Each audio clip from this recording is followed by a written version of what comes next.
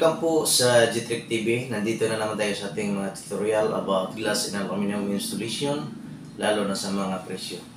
Mga kalods, mag-update po tayo sa ating presyo ng awning window. Ang awning window po natin, ang mga gamit natin ngayon ay YC38 series na po.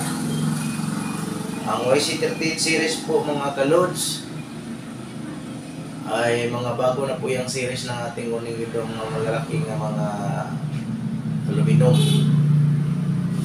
at mga heavy duty na po ang mga gamit natin.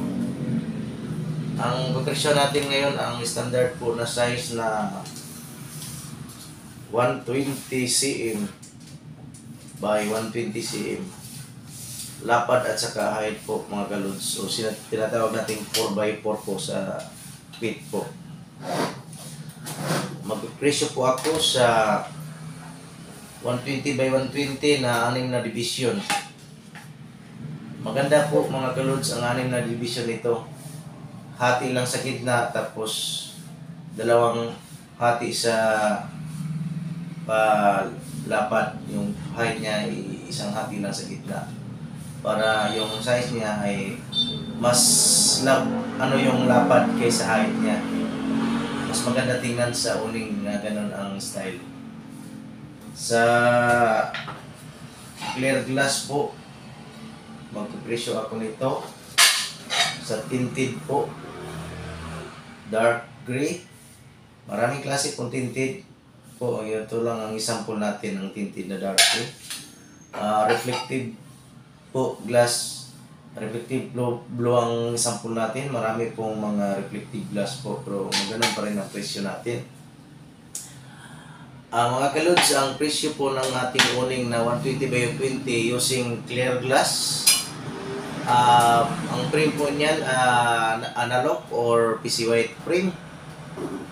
Kahit anong kulay ng frame ang gamitin, basta YC38 series. Ang presyo yan mga kalods sa clear glass. Ito. 1/4 po yan mga kalods ang stick ating clear po ay nasa 8,000 po mga kalods.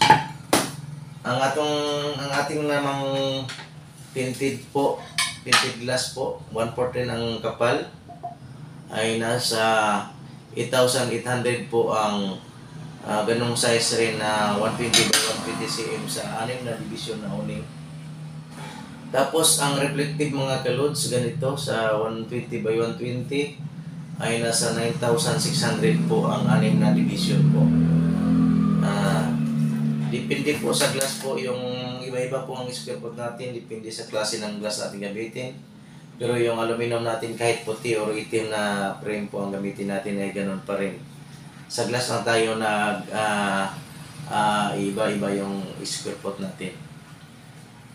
Lalo na kung tempered ang gamitin mga kalods, kasi ang tempered lulutuin yan doon sa tempering, tapos final na sukat ang ibigay mo sa kanila para doon sa machine kasi ang kakatingin yan.